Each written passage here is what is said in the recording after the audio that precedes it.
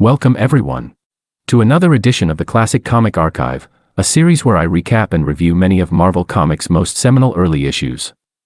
Our story for today is Tales of Suspense 49, cover dated January of 1964. This issue marks the first appearance of the X-Men, outside of their own series, and was written by Stan Lee, drawn by Steve Ditko, inked by Paul Reinman, and lettered by Sam Rosen.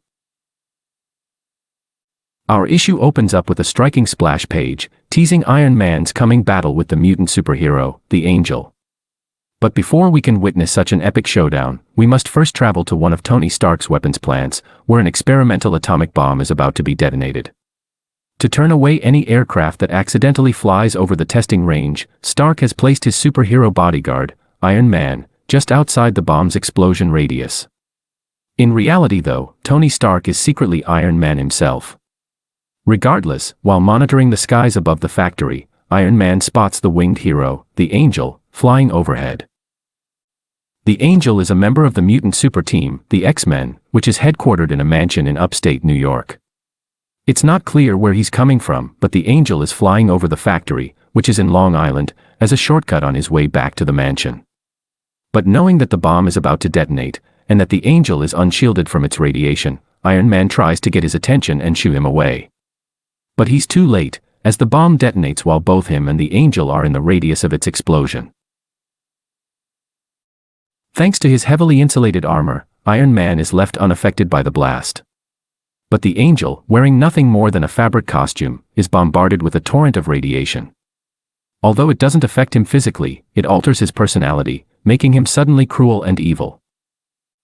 Not knowing this, Iron Man tries to fly over to him and see if he's okay. But the now wicked Angel doesn't want anything to do with Iron Man. So instead of letting the hero reach him, he flies away. While Iron Man tries to go after him, he ends up overloading his jet boots. Thus they malfunction, and he begins plummeting to the ground. While the Angel watches this happen, he does nothing to save the falling hero. But it's okay, as Iron Man is able to soften his landing with his armor's built-in magnetic repeller. By aiming the repeller at a metal roof, he's able to cushion his fall with a torrent of magnetic force. But this doesn't stop him completely, so he still crashes through the roof, and he still sustains some damage to his armor. Needing to repair it, he locks himself in his private laboratory, and as Tony Stark, he orders his secretary to leave him undisturbed for 2 hours. So while Stark's repairing his armor, let's shift back to the Angel, who's arrived at the mansion, and has gathered his teammates for a big announcement. He's quitting the X-Men. While his teammates are all shocked to hear this, their surprise quickly turns to betrayal when he remarks that he's going to join up with the evil mutants they've sworn to defeat. Unable to let that happen, the Beast grabs the Angel with his ape-like hands and tries to hold him still so Cyclops can blast him with one of his optic beams. But before Cyclops can fire, the Angel hurls the Beast right at him. So the Beast crashes into Cyclops, and the Angel makes a break for it. But he doesn't get very far, as Iceman traps him in a quick freezing igloo. But it doesn't freeze quick enough, as the Angel powerfully flaps his wings and melts the igloo from the inside out. So that just leaves Marvel Girl, who tries to trap him in a telekinetic bubble.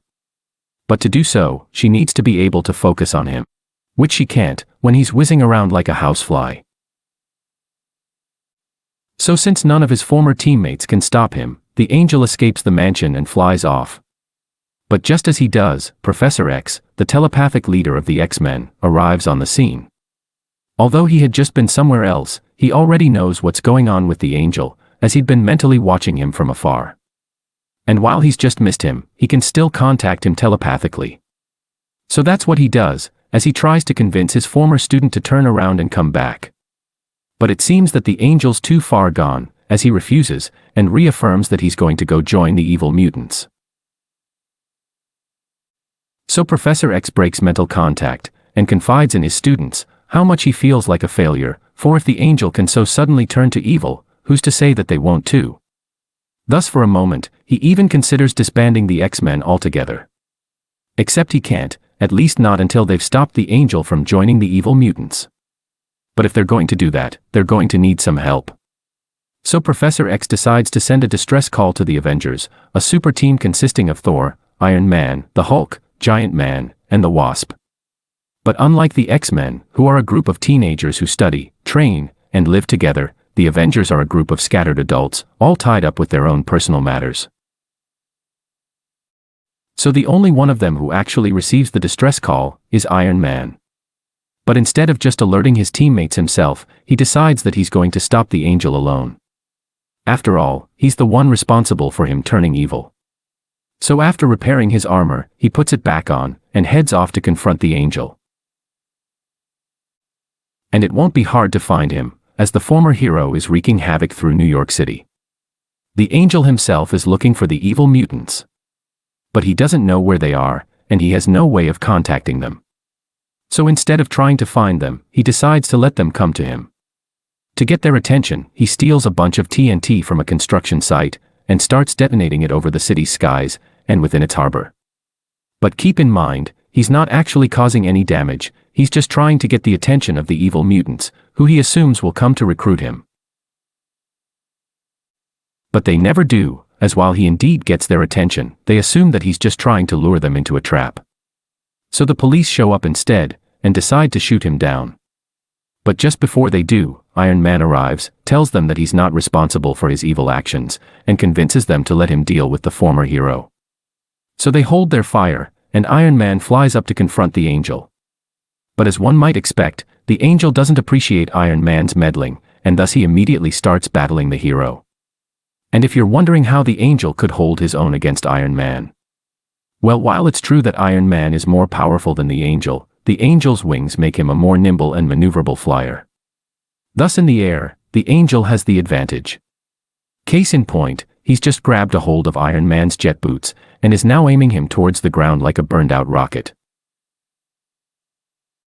So to catch the Angel off guard, Iron Man simply deactivates his jet boots. While all this does is confuse the Angel, that's enough for Iron Man to reverse himself, and force the former hero to land at a local airport. But once they're there, the Angel breaks free, and starts flying away. Instead of going after him, Iron Man retrieves 3 powerful magnets from within his armor, and hurls them at the erstwhile X-Man. But he's not actually aiming for the Angel, he's aiming for a hangar that he's trying to escape through. And while he manages to lock its doors with his magnets, the Angel simply escapes through another entrance. So Iron Man chases after him, and eventually ends up in another hangar. But as soon as he walks in, the Angel locks it from the outside, trapping him inside. But of course he's not actually trapped, as he simply uses his super strength to force open the hangar's door. Finding the Angel from there isn't an issue, as the former hero is simply standing atop a water tower, waiting for the evil mutants, who will never come. Anyways, Iron Man, thinking there's still some good left in the Angel, decides to do something so brazen and risky, that it'll shock him back to normal. So he sets his jets to maximum speed, and flies straight towards the former hero. And while it's true that the Angel is more nimble than Iron Man, he's not quick enough to stop himself from being grabbed, and hoisted into the air. Thus like a rocket, Iron Man soars into the sky, while holding onto the Angel. But as one might expect, this puts serious strain on his jet boots, and soon enough, they fail completely. So Iron Man starts falling, and the Angel does nothing to help. And no, this isn't a trick, Iron Man is actually plunging to his death. His hope was that upon seeing him fall, the Angel would be reminded of who he really is, and would save him. But that's not what's happening, and Iron Man knows he's about to die. Surprisingly though, his only regret is that he couldn't save the Angel, as he knows that as soon as he's gone, the police will open fire and shoot him down. But then, as he's watching Iron Man fall to his death, the Angel is suddenly overcome by feelings of guilt and remorse. It's his true heroic self, finally retaking control of his mind. And since he's no longer a villain, he obviously can't just let Iron Man die. So, with only seconds before Iron Man's set to die, he swoops down to save him. And he's just in time, as he grabs the hero only a few feet before he'd crash into the ground. But what matters now, is that they're safe. Well, at least physically, but the Angel's not safe from the law. So to clear things up, Iron Man goes to the police, and explains how the Angel's personality was affected by radiation, and how he's not responsible for his criminal actions. So the police decline to press charges, and leave the scene. Just as they do, the X-Men arrive and learn the truth of what happened to their teammate. Reading their minds from the mansion, Professor X realizes that he's not a failure, as even under the influence of mind-altering radiation, the Angel wasn't willing to take a life. But even still, the Angel and his teammates have much to learn. So the Professor sends them all a mental message, telling them to come back to the mansion for their next lesson. The issue subsequently ends as they all leave, but not before letting Iron Man know that if he ever needs their help, they're only a call away. That concludes Tales of Suspense 49, and another episode of the Classic Comic Archive. But as always, I would like to offer a brief review of this issue. Overall, I thought that this was a fairly solid story. While its plot was rather straightforward, the issue's lack of nuance was made up by an abundance of action, and a great cameo from the X-Men. But in truth, there really wasn't much to the story, so I don't have much else to say. Though I do want to close this out by mentioning just how much fun it was to see Iron Man interact with the X-Men. Throughout many of the issues I've recently covered, I've noticed an increase in connectivity between series. With this and other issues, it finally seems that the Marvel Universe is taking shape. But in any case, let me know what you thought of this issue and the video, and feel free to suggest other classic comics for me to cover. Thanks for watching.